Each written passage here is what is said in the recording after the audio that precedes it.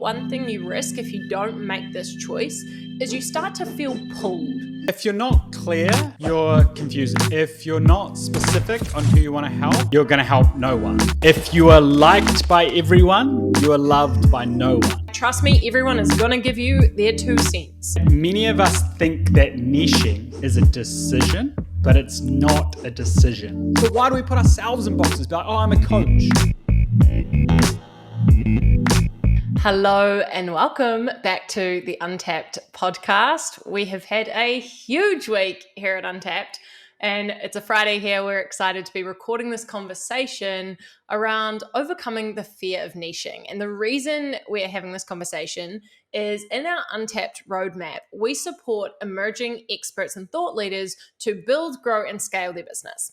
And the first phase of that is the Untapped Incubator Program, right? And this is a 4-week process.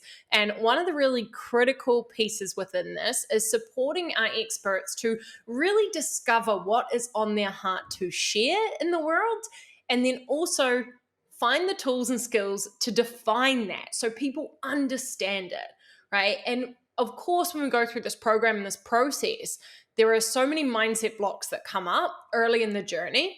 And we thought this would be a really helpful episode for what we're noticing and what we're seeing with some of our students when it gets to about week 2. You know, we really get to the core of what's on their heart to share, what their mission, their vision. And then it's like, okay, now who exactly do you want to support with that problem? And at this point, people always hit roadblocks. And Dee and I have been exploring and having conversation with other entrepreneurs and friends around like, what exactly is this real block about? And what is the mindset that gets people stuck on this piece? Because unless you overcome this, the journey to creating a scalable business that exists beyond you is really challenging.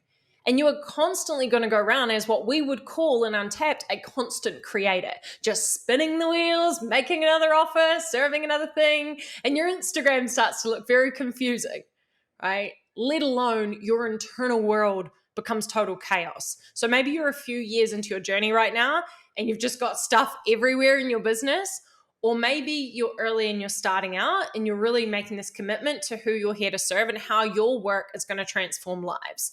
This episode is going to be freaking powerful for you to break through that block. So Dee, set the scene for us a little bit. What are you seeing when people are, about week 2 of the incubator, or maybe in this process of really committing to who it is they want to serve? What kind of like behaviors and things do you start to notice? One of the very first things we notice is it's very, very vague. So the person they want to serve, the thing they want to do, often on their heart, it feels really big and specific. But when you're actually trying to translate it to the world, not communicate it to the world, but translate your vision, your mission, your impact on who you want to help into the world, it's often very confusing and very vague. Huge. And look, honestly, if you're in this industry, you've probably heard like niche, you need a niche. Yeah, you do. There's different ways we help people get to this point. But really, when we get behind this, like, tell us more, like, why do you think it's like fundamental to define who it is you actually want to help? Well, if you're not clear, you're confusing. If you're not specific on who you want to help, you're going to help no one. If you are liked by everyone, you are loved by no one. And these are some of my common one-liners that I'm constantly saying to our clients when it is about really defining that niche, or if you're in America, that niche, right? And it's really, really important because if you are vague and open, like say you just put on social media, like, who wants some help? With what? For who? That's essentially what people are doing out there when they're just stating what it is they do. The other thing is that they're perhaps putting out a title rather than a true pain, problem, or solution. Like say, for example, they might just say mindset coach or brand designer. No one knows what that is. You know what that is, but people you want to help don't know what that is. There's so many elements and nuances of communication and translating that so many of our early stage entrepreneurs get wrong. And the very first one must come back down to that. who are you helping and where are they starting? What do they want? And how can you close the gap effectively with who you are and what you serve? And translating that to someone who understands it, not just into the ether or a random blanket statement. And so something that's really interesting is when people experience this, they're like, oh yeah, but my work, like this other person could also do it. And this other person could also do it. And something we say to that, and when we're working with students, is like, yes, of course. Someone, an older lady or a young parent or whatever, like depending on your niche, could do your program. But at its core, there is a perfect, ideal avatar that it is designed for. And that's the person you want to fall in love with. That's the person you want to get totally obsessed with, make all decisions with. And I think one thing you risk if you don't make this choice is you start to feel pulled. You feel pulled in every which way and direction because someone then gives you feedback. Oh, I didn't really like that post. Oh, I don't. Your website doesn't quite resonate with me. Oh, that copy on the page. Like, trust me, everyone is gonna give you their 2 cents. And so you, as the visionary and as the leader, you are the one who gets to say, no, it's not for that person. This curation, this curriculum, this mission, this program is for this person, right? And that is not just demographics. When we do market research in week 2 of the incubator, we go so deep with our students on the psychographics, the mindsets of that person. Why is this so important? Because it informs every decision of your program. If you don't decide this, you start getting refund rates, right? Because you get the wrong people into your program. Now, you could say, oh, well, it's, this is a parenting program for, young parents to learn skills. Every young parent is not the same, right? There's some that are well resourced. There's some that have done more personal growth. There's some that are already investing in psychologists. Like, you've got to get so discerning about the mindset and the psychographics of the person you want to support and understand them so deeply. And you only do that through a lot of market research as well, not just building a program you think people need. It's like really getting to know that person. So Dee, when that moment comes and people, it's like, that you start to see clearly, right? In people's offers and their vision, like you can already start to say, okay, there's going to be a certain person this is going to be amazing for. Now, every single limitation in our business is a reflection of us. So what do you think for the entrepreneur or the creator? What happens in their internal world? Because I think the external can start to make sense, but then it's almost like people just like yo-yo straight back. What do you think's going on for them? What couple of critical internal things do you think we have to break through in order to commit to an avatar? So I'll go full macro, like anthropologically what's going on, and then we can go narrow down to the modern individual. So when it comes to that wider piece of niching down, of choosing exactly who we serve, and we think, oh, I'm going to help, single mothers who have recently gone through a divorce re-inspire and re-engage with their relationships with their children so they can have, a blossoming relationship moving forward. Like, that's quite a specific problem, specific person, specific avatar, right?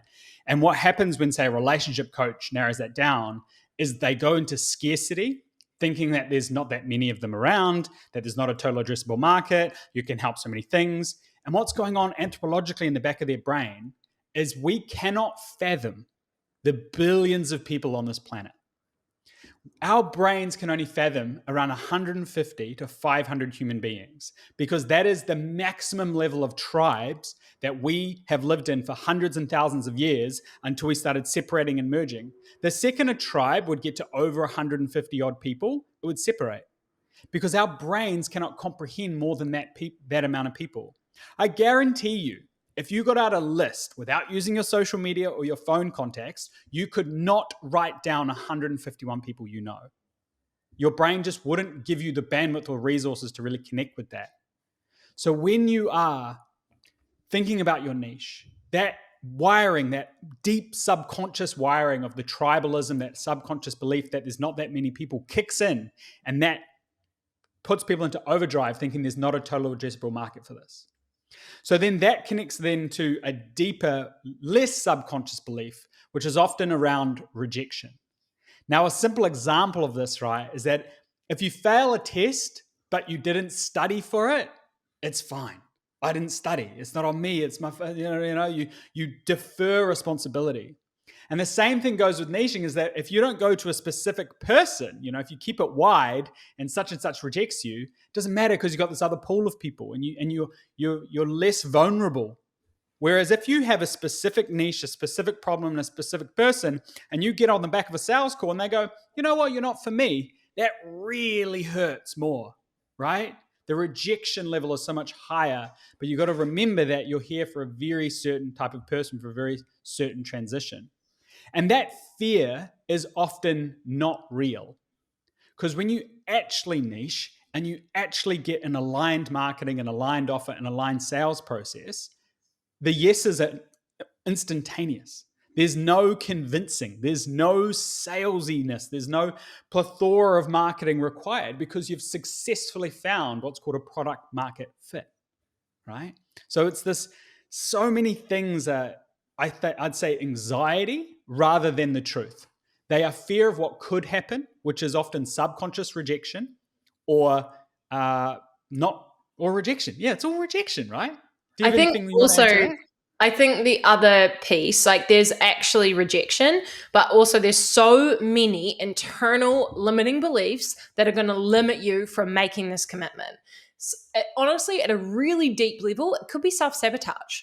Because if Mm. you keep spinning your wheels and kind of getting your program to like 2,000 or 3,000 in revenue a month, and then changing niche and changing niche and changing niche, then you are naturally upper limiting yourself and self sabotaging, because going all in is going to create the breakthrough and the transformation you so deeply actually want at your core, but you're so afraid.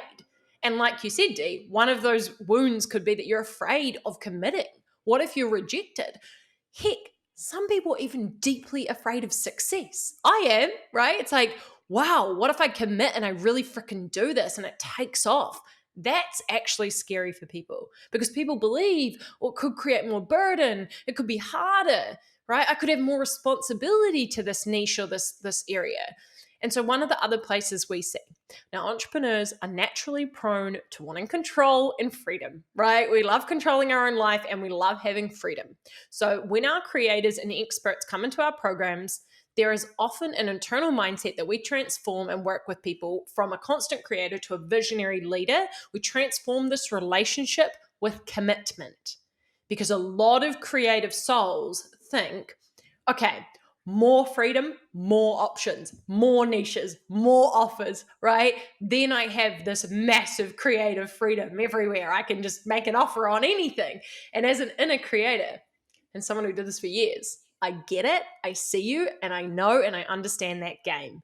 And all you are doing is creating chaos for yourself, confusing the customer, right? And freedom, real freedom, lies in commitment. And this is a bit more esoteric, but truly, everything we seek is on the other side of the cave we fear to enter, is where the treasure lies. Go in, commit, and discover what comes out on the other side. Now, we have had students come in who are very non-committal people, basically, right? They don't like committing, they like freedom.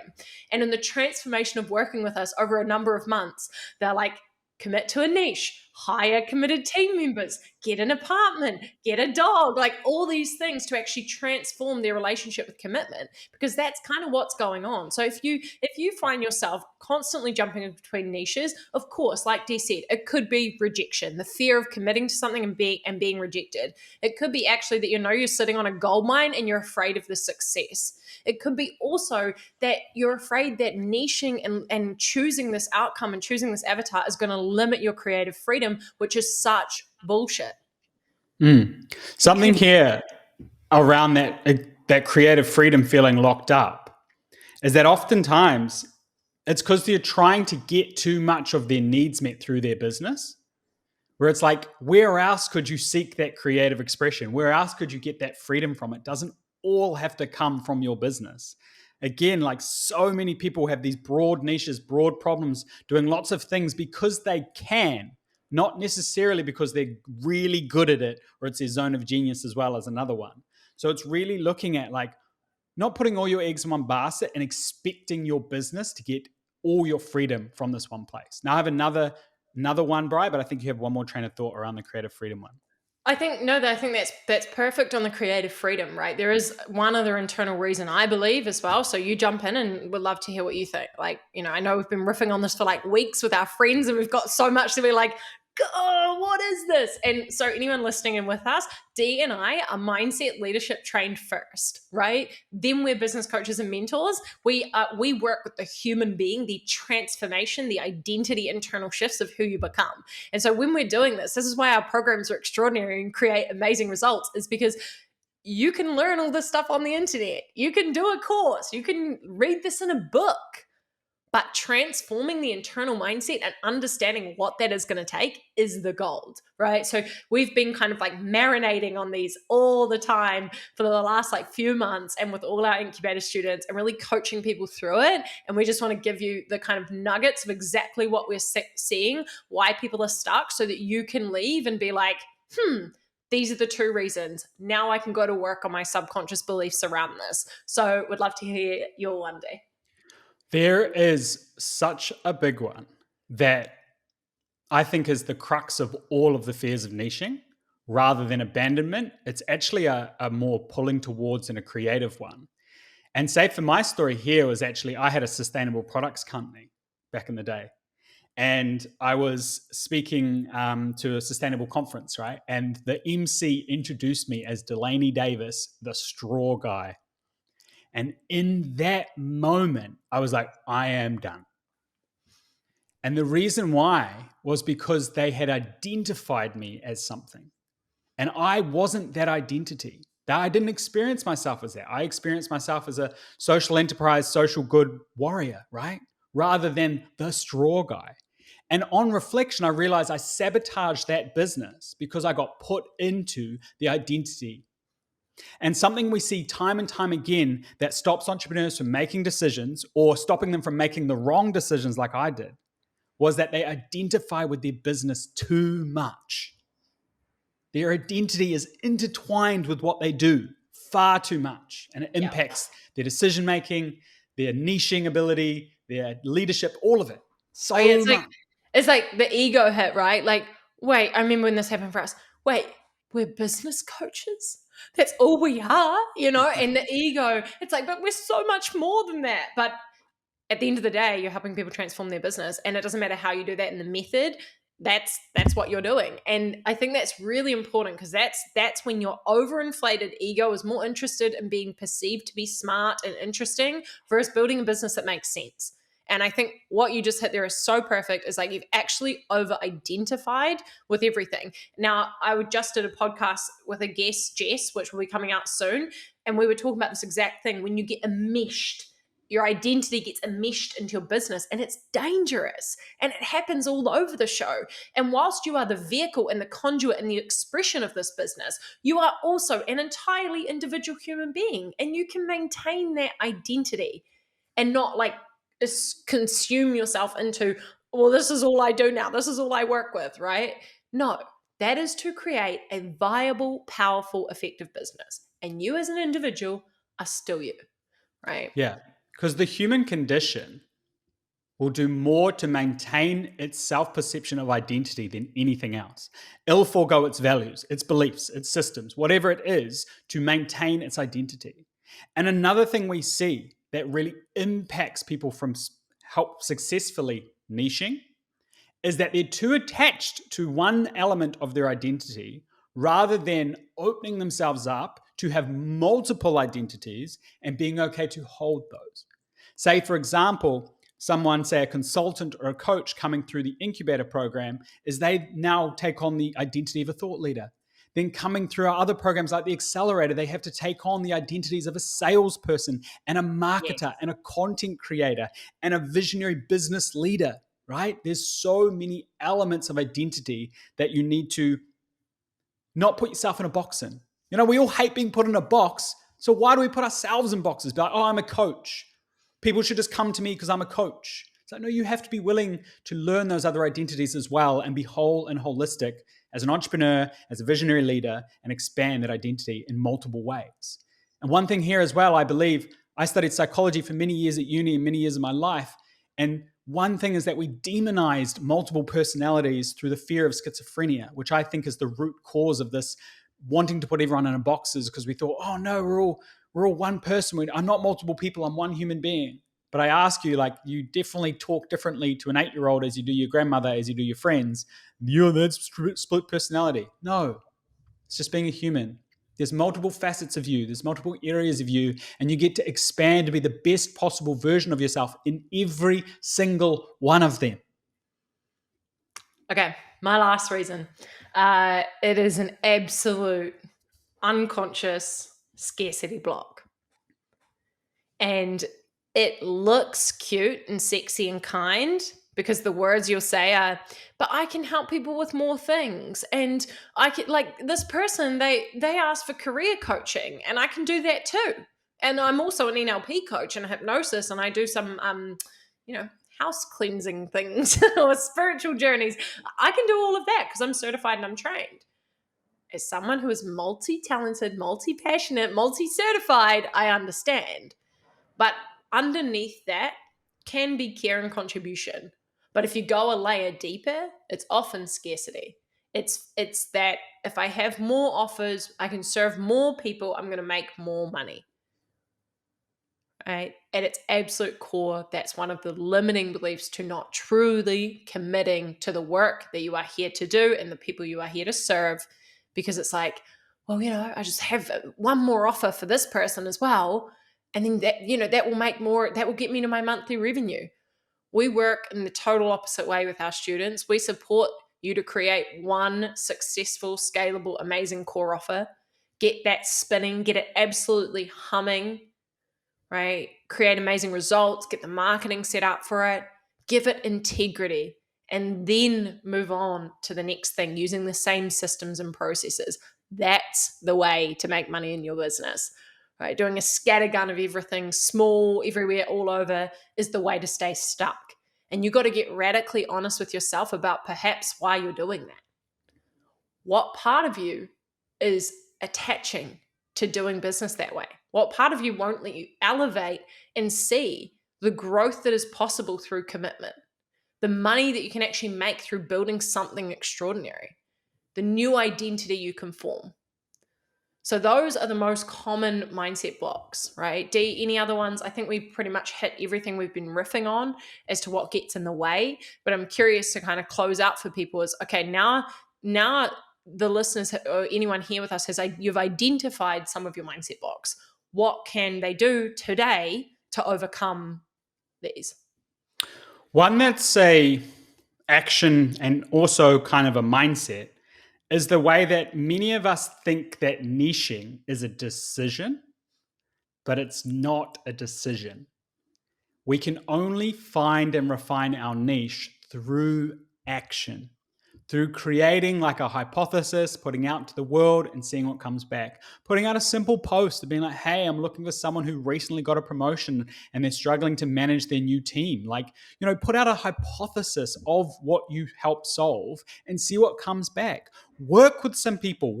Say yes to that rogue person that's come out of nowhere and you're like, oh, I've never coached a 45-year-old when I usually coach millennials or whatever it is.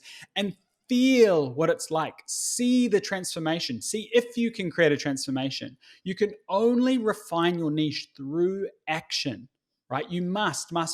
Brian and I have worked with some very unique, different people, all on our journey and our quest to truly refine and find who it is we know we love to work with, like a best friend, who we get amazing results for time and time again. And really bringing that together of people who come to us in our unique mode of delivery with our, special sauce, and all together makes this beautiful business. It's all finding that unique alignment, which is part of our A3 methodology of finding that perfect you and vision, mission, and alignment and your mode of delivery, that ideal client that truly wants it and needs it and is in pain and you can solve it. And then that ideal business model to bring it all together.